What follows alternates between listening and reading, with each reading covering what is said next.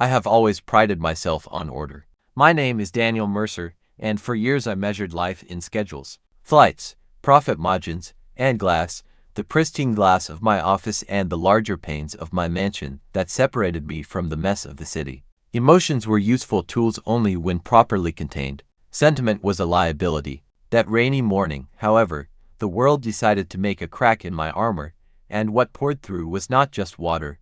The storm hit the city as if it wanted to wash everything away.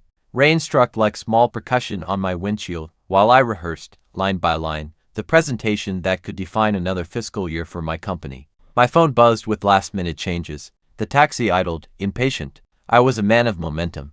Then, from the corner of the street, I saw her.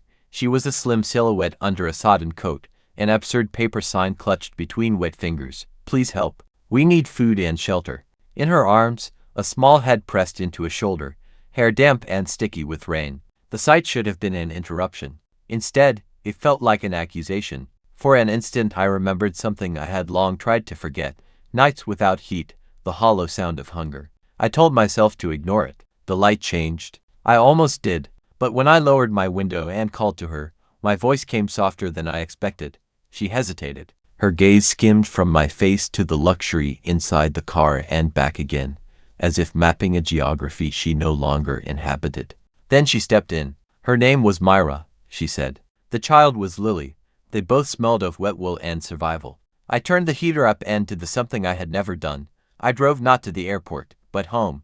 I handed her the spare key outside my mansion like an admission. You can stay until I return, I said, and drove away, embarrassed by the sudden softness in my chest. I had a meeting that could not be rescheduled, yet I felt an odd relief as the car swallowed the distance between us. The key jingled in her fingers as she read my address, incredulous. She looked at me as if I were some unusual planet. I felt equally alien. That night, in my absence, Mira explored my house as if it were a relic of another life she had briefly stumbled into. She cooked for Lily on appliances she had never seen properly used. She bathed the child in a tub that could have fit two adults and a lifetime of dreams. I've always considered my rooms immaculate sanctuaries of solitude. Through her presence, the silence turned into something warm and human. She slept for the first time in months without fear. I returned early.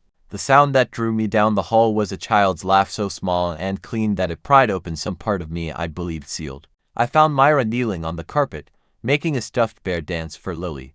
The sight was banal and devastating. The radiance of a mother's attention, the impossibly simple joy of a child, the entire house rearranged by their existence. I watched, unmoving, until Lily reached out to me. She took my finger like it was a lifeline. When she laughed and squeezed, something inside me softened in a way I could not name. Then Victoria arrived.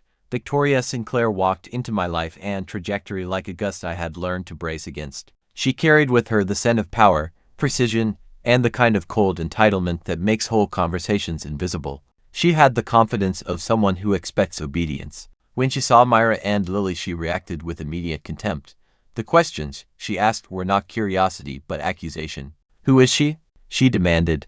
How long will she stay? Her words were seeds. Doubt, once planted, does not need much water to grow. It simply feeds on the absence of what it claims to replace, trust. For reasons I still dislike admitting, I allowed doubt to sprout. I questioned Mira's story in a way I had never questioned the integrity of contracts or balance sheets. I pressed for explanations that felt less like clarity than interrogation. She met my scrutiny with a dignity that was harder to disassemble than my suspicions. She thanked me quietly, then left with Lily clasped to her chest and a pride that did not belong to my world. The house, after they left, became a mausoleum of what I had given up. Every room echoed with their absence. I scoured my mind for where I had gone wrong. My life had been a well-oiled machine. Then, suddenly, it felt like a clock missing a single tooth. Everything jolted. Guilt is a conspicuous thing. It pushed me into doing the one thing I had been avoiding: investigate, verify, justify myself. I hired a private investigator to follow the ordinary tracks of an extraordinary woman. What I received in return dismantled me. Mira's past unfolded not as a scheme but as a catalogue of loss and endurance. She had once been a bright medical student, loved and purposeful, until a pair of tragedies collapsed her world: her parents' sudden death, the slow siphoning of her savings by a man she had trusted, the hard choices that followed. She had been left with a child and nothing more than the stubbornness to survive. When I read the dossier, each line hit like a confession I should have made. I had doubted the wrong person. My shame was not a private thing. It filled the rooms they had touched. Regret is a noisy companion. It forced me into action not because I was noble, but because the absence of their laughter had become unbearable. I found them. I went to the address the investigator gave me with the simplest armor I had left: remorse and honesty. Myra opened the door. The years on her face did not bother me. The reserve in her gaze did. I told her I was sorry. I told her I had been a coward. I offered more than penitent words. I asked her to come back, not as a guest, but as family. The hesitation she carried was the accumulation of a life spent bracing for disappointments. She asked one condition: that what we built would be real, without the background hum of suspicion that had chased her down the streets. I offered my vow, crude and genuine. Lily, naive and wise in equal measure, toddled over and asked in a voice that knew love without measure, "Are you coming with us, Uncle Danny?" I knelt, took her small hands, and for the first time in my adult life answered without calculation, yes. When Myra accepted, she did so not because the house offered comfort but because she saw, perhaps for the first time in years, that someone willing to acknowledge mistake could also be willing to change. Returning home together was like closing a circle I hadn't known how to draw. The mansion's rooms, once sterile and deliberate, quickly filled with sticky fingerprints, toys, and the smell of soup made for love rather than presentation meals. Lily's laughter erased the distance between my business persona and the man behind it. Victoria reacted predictably angry, wounded by the new geometry of my life. But this was no longer a contest she could win. The changes she resented were not about ownership. They were about me choosing presence over prestige. Over time, the cold alliance I had with power dissolved into something steadier. Myra joined my company, not as a charity case but because she had the skill she had barely been allowed to use. She rebuilt herself on the foundation of competence and patience. Lily grew up with the steadiness a child deserves.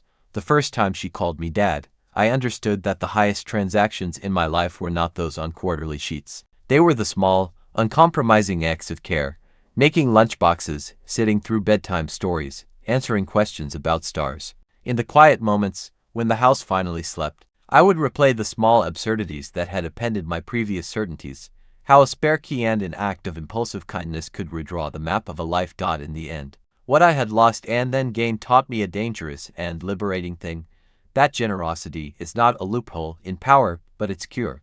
Myra taught me that trust is rebuilt one day at a time, and Lily taught me that love refuses to be regimented. Victoria's departure left no victory. She retreated into a world I no longer wanted to inhabit.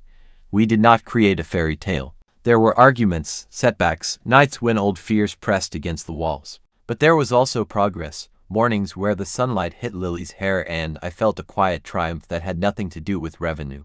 We rebuilt a life that included the messy, tender necessities: anniversaries poorly planned, mistakes admitted, repairs made, apologies kept. We learned to be a family not because it was sensible but because it made us whole. Sometimes, late at night, I stand at the same window that used to separate me from the city and watch people go by.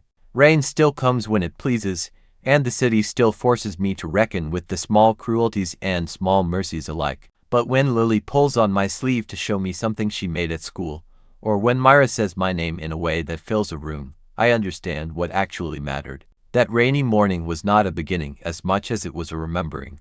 That even in a life built on schedules, what matters most arrives unscheduled.